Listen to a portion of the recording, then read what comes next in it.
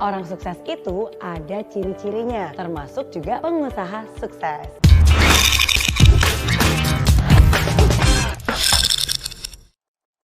Kalau kamu memiliki 5 hal di bawah ini, itu artinya kamu calon pengusaha sukses. Yang pertama, berani take action. Calon pengusaha sukses itu bukan hanya bisa merencanakan, tapi dia juga fokus untuk menjalankan rencananya. Dia juga berani untuk take action dan melaksanakan rencananya. Calon pengusaha sukses itu nggak hanya ngomong doang, tapi juga melakukan apa yang dia katakan. Yang kedua, optimis. Optimis itu bukan hanya selalu mengharapkan yang terbaik, tapi optimis itu juga bisa melihat hal yang baik seburuk apapun situasinya. Karena sebagai seorang pengusaha pasti ada jatuh bangunnya, ada naik turunnya. Kalau kamu adalah orang yang pesimis, wah akan sangat susah sekali nih untuk bisa menjadi pengusaha yang sukses. Dikit-dikit aja mengeluh, dikit-dikit aja nyerah. Yakin kalau seperti itu kamu mau jadi pengusaha sukses. Jadi kalau kamu aja suka nyerah, gimana nanti dengan calon pegawai dan juga tim-tim kamu? Pasti dia akan mengikuti pemimpinnya. Jadi nggak boleh nyerah, tapi harus optimis.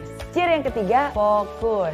Pernah nggak sih ngeliat pengusaha musiman? Ingat nggak pas lagi viral es kepal Milo, tiba-tiba banyak tuh pengusaha yang dadakan jual es sepanjang jalan. Sebenarnya nggak ada salahnya sih mengikuti tren, karena tren itu kan berarti ada pasarnya ya, dan kita mengikuti pasar maunya seperti apa. Tapi jangan juga jadi orang yang berpindah sana berpindah sini, nggak fokus ya. Giliran ini baru mau dikembangkan, terus tiba-tiba ada sesuatu yang baru, pindah. Giliran ada sesuatu yang baru, ada sesuatu yang lebih baru lagi, pindah. Karena saya percaya sinar matahari selalu ada, tapi hanya sinar matahari yang terfokuskan ke satu titik dengan kaca pembesar, itulah yang mampu membakar sebuah kertas. Nah, begitu juga dengan semangat kamu. Ide pasti banyak, tapi kalau kamu memfokuskan ke satu hal dan kamu benar-benar sepenuh hati melaksanakan dan melakukan dan benar-benar fokus hati, pikiran, perasaan terhadap satu hal itu, pasti satu hal itu akan membesar dan akan menghasilkan sesuatu yang jauh lebih baik. Ciri yang keempat, mau belajar. Pengusaha sukses itu bukan hanya gagal bangkit lagi, gagal bangkit lagi. Bukan cuma itu doang, tapi pengusaha sukses itu gagal, bangkit lagi, belajar lagi, cari strategi lain, baru dicoba. Kalau gagal lagi, ya bangkit lagi, ya belajar lagi, sampai semua itu berhasil didapatkan. Karena bagi mereka, pembelajaran itu adalah makanan sehari-hari. Pengusaha sukses itu punya pemikiran yang terbuka. Mereka terus belajar, terus mengupgrade dirinya mereka, terus mengubah strateginya, sampai mimpi itu berhasil menjadi kenyataan. Ciri yang kelima, tekun. Ketekunan untuk terus berusaha sesulit apapun keadaannya. Kalau cuma usaha di saat muda sih semua orang juga bisa. Tapi pertanyaannya, apakah kamu mau terus berusaha di saat susah sekalipun? Nah, dibutuhkan ketekunan. Nggak percaya? Saya adalah salah satu contohnya. Makanya saya selalu bilang, saya bukan orang yang paling pintar, saya juga bukan orang yang paling kuat, tapi apa yang membuat saya berhasil? Karena saya adalah orang yang paling tekun. Dan ketekunan berusaha itulah yang menjadikan saya menjadi seperti saya sekarang ini. Sekecil apapun kesempatannya, saya akan jalani dengan sungguh-sungguh. Sekecil apapun tanggung jawabnya, saya akan berikan 100% sepenuhnya. Nah, itu dia 5 ciri calon pengusaha sukses. Kalau 5 hal itu sudah ada di kamu, bagus, selamat. Tinggal ditingkatkan dan dikembangkan lebih banyak lagi. Tapi kalau 5 itu belum ada di kamu, jangan khawatir. Masih ada waktu untuk belajar lagi, masih ada waktu untuk berubah, masih ada waktu untuk berusaha lebih baik lagi. Dan saya yakin semua usaha nggak akan pernah sia-sia. Dan saya doakan yang terbaik untuk kamu yang serius ingin jadi pengusaha sukses. Oke? Assalamualaikum warahmatullahi wabarakatuh. Pada kesempatan kali ini kita akan berdiskusi mengenai materi tentang penerapan produk unggul dan manajemen inovasi. Materi mata kuliah kewirausahaan. Diskusi kali ini akan dipandu oleh kelompok 5 kelas 7A. Di sini saya akan memperkenalkan terlebih dahulu anggota kelompoknya, yaitu yang pertama Anissa Nabila Aprilia, NPM 17506.001. Yang kedua Aldi Nur Fauji, NPM 1750636. Yang ketiga Nazaria Rahmayanti, NPM 1750637. Regina Oktapriani, NPM 1750638. Suci Anggraini Bima Putri, NPM 1750642. Melisa Almidiana, NPM 1750677. Risha Fauziatul Anwar, 1850 60 Di sini saya akan menjelaskan susunan penjelasan materinya, yaitu Risha dan Regina akan menjelaskan materi tentang manajemen inovasi. Nazaria, Aldi, dan Melisa akan menjelaskan tentang penemuan yang mendunia. Suci dan Anissa akan menjelaskan tentang seleksi barang dan jasa. Assalamualaikum warahmatullahi wabarakatuh. Saya Risha Fajatul Anwar, NPM 1850156, akan menjelaskan materi pertama mengenai manajemen inovasi. Manajemen inovasi memegang peranan penting dalam pertumbuhan perusahaan dan menguasai persaingan.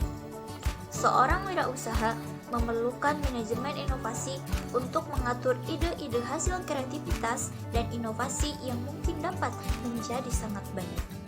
Keberadaan ide-ide tersebut harus diatur dan disusun secara sistematis agar sesuai dengan pengembangan usaha melalui sistem yang terstruktur, efisien, dan berkelanjutan. Artinya, manajemen inovasi memegang peranan penting dalam pertumbuhan perusahaan dan menguasai persaingan. Beberapa contoh yang mengelola inovasi dengan sangat baik yaitu adalah Apple dan Google. Perlu disadari oleh wirausaha bahwa dari 1000 ide yang brilian, mungkin hanya satu yang menjadi inovatif. Untuk menghasilkan 100 jenis produk dalam 1 tahunnya, maka dibutuhkan 1000 ide brilian. Banyaknya ide tersebut akan menuntut manajemen inovasi yang baik untuk menghindari ide-ide yang menumpuk dan terlambat untuk dipaparkan di pasar. Kesalahan dalam meluncurkan produk dan jasa atau terlambatnya diperkenalkan kepada pasar, maka akan menimbulkan potensi kehilangan pendapatan dan kehilangan kemampuan bersaing dengan orang lain. Wirausaha juga harus menyadari bahwa banyak perubahan fundamental bagaimana perusahaan menghasilkan ide dan nilai-nilai baru dan membawanya ke pasar selama abad ke-20. Hal ini sangat penting mengingat wirausaha, khususnya mahasiswa, untuk mengetahui apa yang sudah terjadi dalam manajemen inovasi yang dikembangkan oleh perusahaan yang unggul, bahkan pesaing yang sudah ada terlebih dahulu. Wirausaha juga harus mengetahui bahwa pergerakan perubahan konsep atau teori inovasi melahirkan perjalanan melalui regenerasi konsep dan pendekatan yang kemudian melahirkan perubahan generasi inovasi. Selanjutnya di sini saya akan menjelaskan mengenai tahap-tahap generasi perkembangan inovasi. Menurut Rothwell 1994 menjelaskan bahwa revolusi inovasi ini terbagi dalam 5 generasi perilaku inovasi. Yang pertama yaitu generasi pertama inovasi, disebut 1G, yaitu generasi teknologi pos. Area inovasi ini lebih menekankan sebagai fondasi dari revolusi industri. Inovasi hadir bersama teknologi baru untuk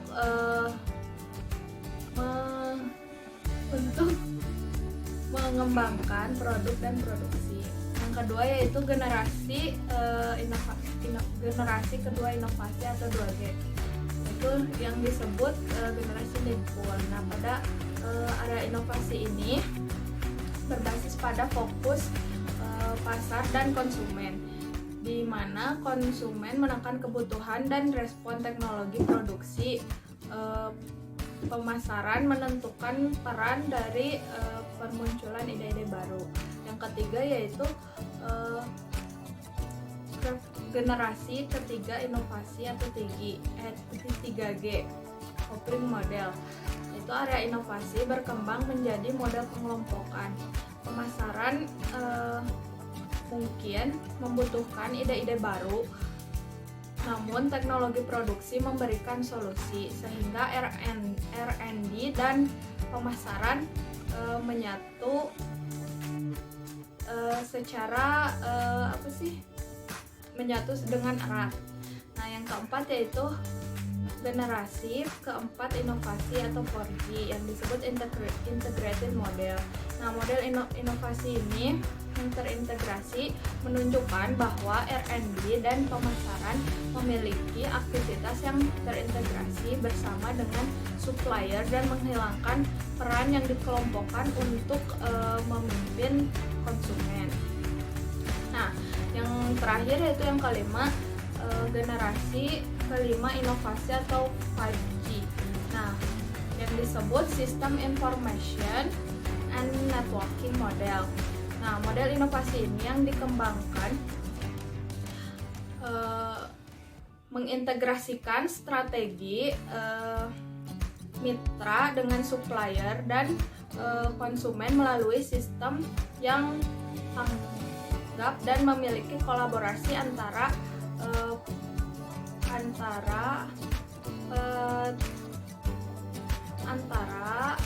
pemasaran dan penelitian yang kuat.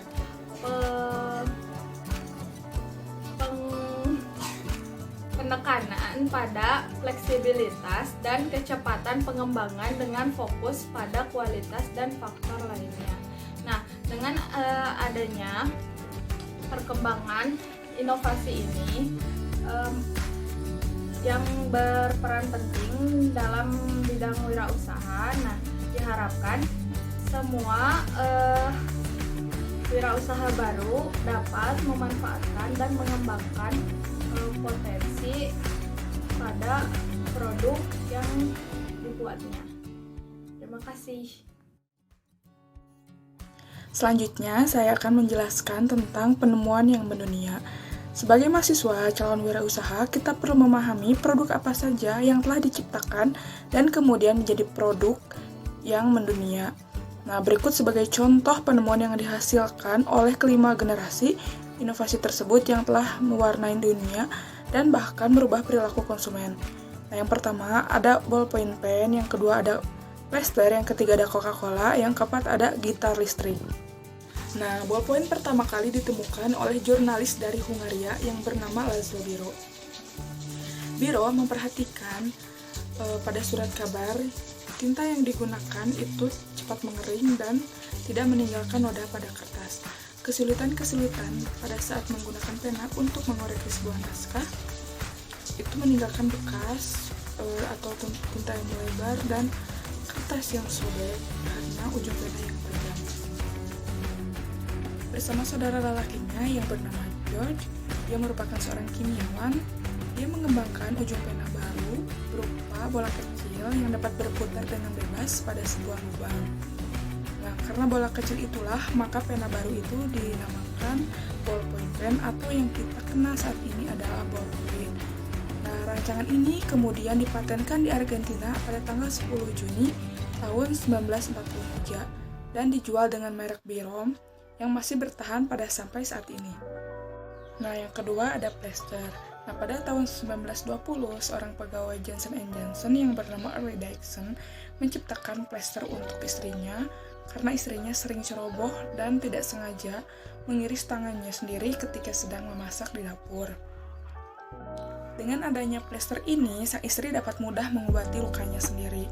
Nah, Early Dixon pada saat itu tinggal di Highland Park. Nah, dia menyampaikan idenya kepada atasannya sehingga dia membuat dan menjual produk tersebut yang diberi nama Brand Aid. Pada tahun 1924, Johnson & Johnson memperkenalkan mesin yang dapat membuat Brand Aid steril, dan pada saat Perang Dunia Kedua, plaster tersebut dijual ke luar negeri. Nah, pada tahun 1951, plaster obat Brand Aid ini mulai dipasarkan dengan gambar-gambar yang menarik. Nah, plaster bergambar ini sangat sukses di pasaran hingga saat ini plaster tersebut masih diproduksi. Nah, sampai saat ini Johnson & Johnson telah menciptakan dengan berbagai produk, yaitu plaster dengan obat cair yang dapat menyembuhkan pada luka parut, dan produk terbarunya yaitu disebut dengan plaster Active Flex yang sangat lembut sehingga mengikuti gerakan tubuh, dan plaster Tog Strip yang tahan air dan memiliki lem yang sangat kuat. Yang ketiga, Coca-Cola. Coca-Cola pertama kali diperkenalkan pada bulan Mei tahun 1886 oleh John Pemberton, seorang farmasi dari Amerika Serikat. Nah, dialah yang pertama kali mencampur sirup dan karamel, kemudian dikenal sebagai Coca-Cola. Nah, Frank M. Robinson, dia adalah sahabat dari John, menyarankan nama Coca-Cola karena dia berpendapat bahwa dua huruf C akan tampak menonjol untuk periklanan. Nah, dari waktu ke waktu Coca-Cola mulai dikenal oleh banyak orang dan juga sekarang produk tersebut sudah sangat populer di seluruh penjuru dunia. Dan produk Coca-Cola tersebut sekarang sudah memiliki banyak varian rasa. Yang keempat, gitar listrik. Meskipun ada beberapa sengketa yang menemukan gitar listrik pertama, Fender mendapatkan kredit untuk mengembangkan gitar solid body listrik pertama yang diproduksi secara massal. Seorang penggemar elektronika, Fender bereksperimen dengan cara-cara untuk membuat gitar yang lebih keras dan menjadi tertarik dalam desain gitar setelah memiliki pick-up seorang konselongan. Ia mengembangkan gitar tubuh padat dengan balok dan kayu dan magnetic pick-up terhubung ke amplifier. Fender diproduksi pada tahun 1948. Untuk selanjutnya ada trampolin. Sebagai seorang pemuda, George Nielsen menjadi terpesona dengan tinggi kawat yang bertindak di sirkus dan menyenangkan mereka yang telah terpental sekitar pada jaring pengaman mereka. Sebagai seorang siswa SMA pada tahun 1926, Nielsen menjelajahi dam kota untuk mata, tabung karet, dan batin dan potongan-potongan besi. Dia mendapat tangannya di mesin jahit industri dan berbalik ke garasi keluarganya ke dalam sebuah lokakarya. Lebih dari belasan tahun kemudian, ia mulai berkeliling negeri dan mempromosikan trampolin itu lalu menyempurnakannya. Lalu materi selanjutnya adalah Paslin. New York Kimia, Robert Cisbrough mulai bermain-main dengan cara mendaur ulang gang hitam dibersihkan dari ring minyak setelah kunjungan ke Titusville pada tahun 1859. Dia berhasil mengurangi ke jeli putih yang ia sebut Paslin. Setelah kata Jerman untuk air yaitu Wasser dan kata Yunani untuk minyak zaitun yaitu Elaion, pemasangan gigi dan modul pembelajaran kewirausahaan 188 demonstrasi yang menyebabkan menjadi salep gelandangan dan semua tujuan salep di hampir setiap rumah tangga. Lalu selanjutnya ada Velcro Swiss. Insinyur George de Mestral tidak akan pernah melupakan perjalanan 2 minggu berburu ia mengambil pada tahun 1941. Memilih Kakleburs, op celananya dan op anjingnya, de Mestral mulai bertanya-tanya apakah kemampuan Kaklebur yang menempel dapat direproduksi sebagai pengikat untuk kain. Dia menghabiskan 8 tahun berusaha, berhenti dari pekerjaan dan mendapatkan pinjaman besar dalam proses.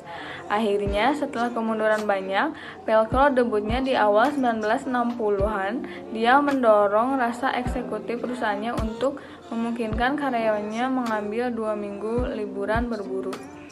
Untuk selanjutnya yaitu ada virtual reality. Pada tahun 1950, para ilmuwan pertama kali bermain-main dengan konsep menampilkan gambar digital pada komputer. Pilot mulai pelatihan pada simulator penerbangan komputerisasi pada tahun 1960. Ivan Sutherland dikreditkan dengan membangun berfungsi penuh pertama kepala dipasang 3D tampilan pada tahun 1970 di Institut Teknologi Massachusetts pada 1980-an.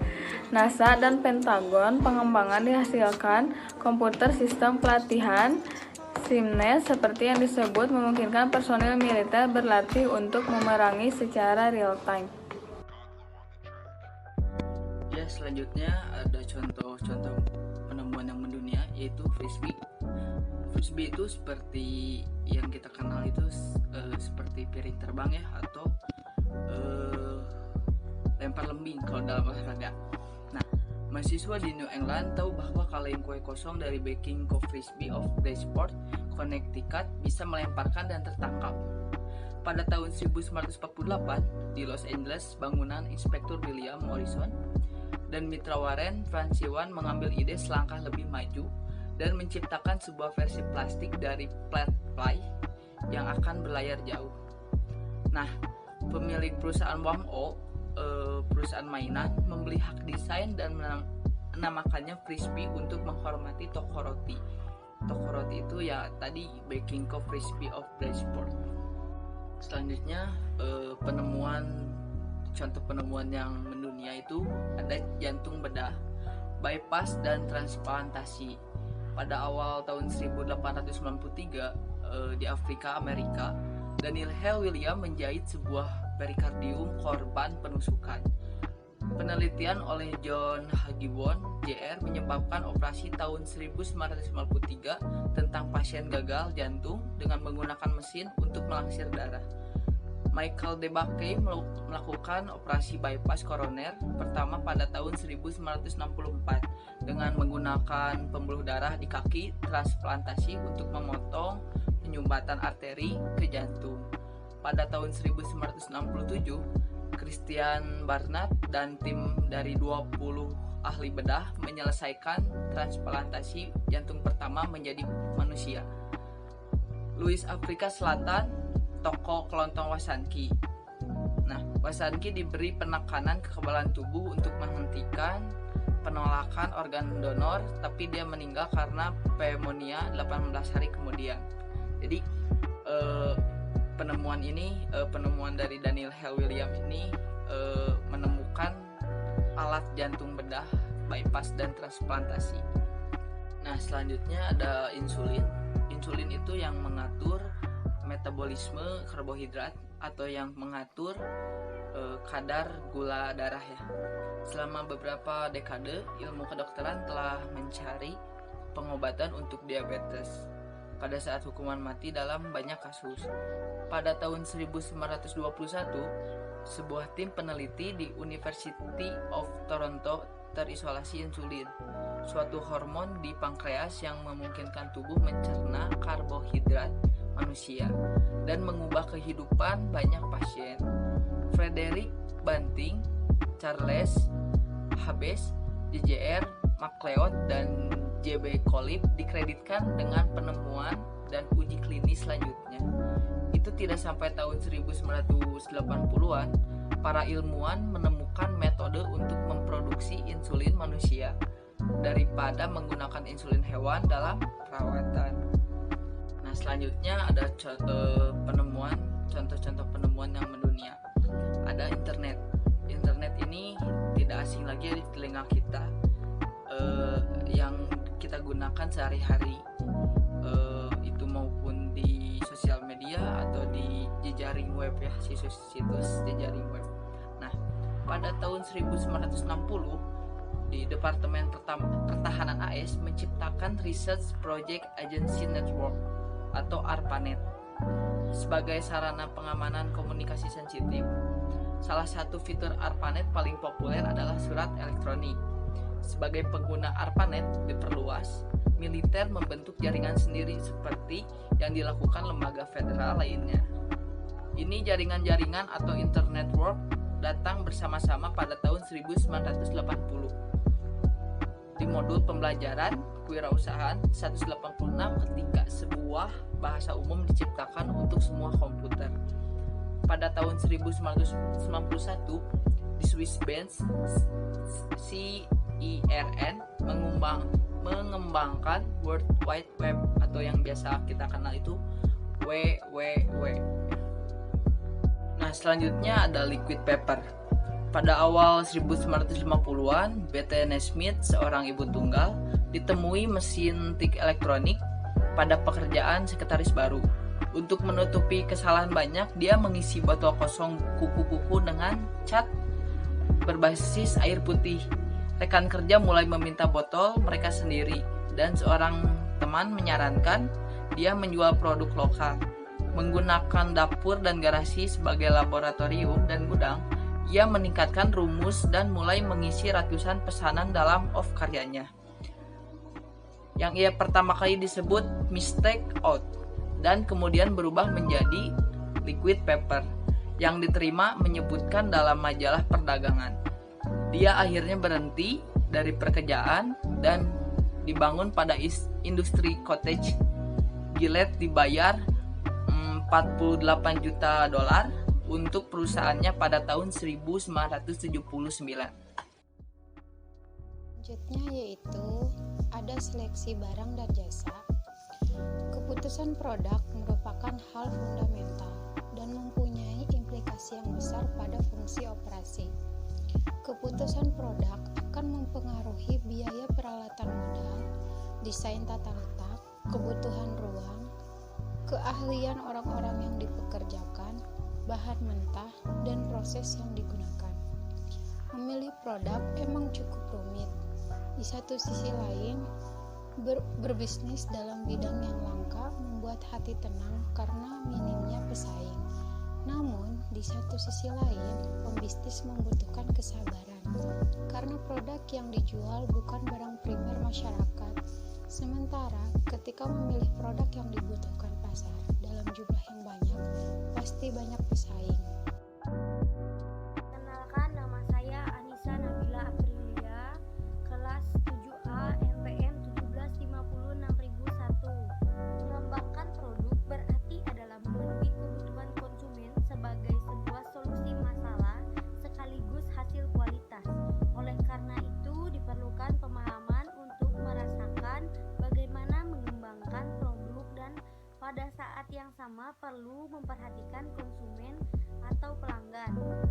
Jadi, kita juga harus tahu apa kebutuhan konsumen yang akan kita buat dalam suatu produk yang menghasilkan kualitas yang lebih baik lagi. Nah, itu penampilan dari kelompok 5. Sekian pemaparan dari kami. Mohon maaf jika ada kekurangan. Wassalamualaikum warahmatullahi wabarakatuh. I know that your girl wanna get up and leave with me. Every week is fashion week for me. I just went to Barney, spent your whole year salary. I never wore Yeezys, that's a fact. Every week is fashion week for me.